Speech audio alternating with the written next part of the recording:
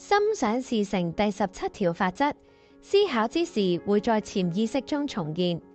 潛意識相當於一部錄音機，會重現出你習慣思考嘅事情。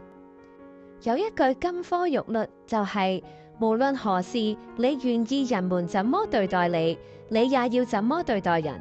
換句話講，為咗避免別人嘅審判，你唔可以去審判別人。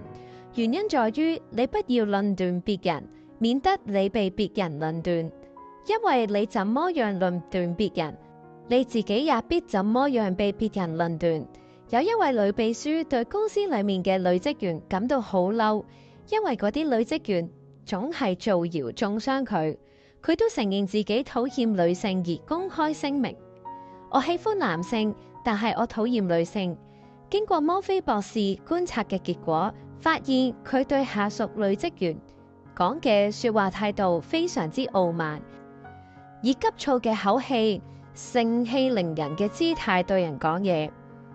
博士對佢說明潛意識嘅法則之後，佢就好驚訝。呢位聰明嘅女秘書即刻了解咗呢一種法則，因此佢認真咁進行餘下嘅祈願：我要以充滿愛及平靜嘅心情來談話和行動。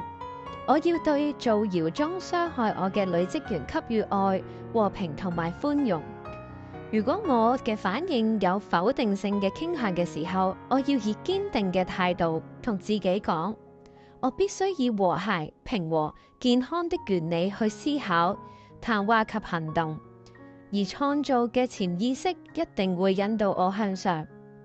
不久之後，公司同事對佢造謠中傷嘅完全消失咗。圓夢小語：我以和諧、健康的心態去思考、談話及行動。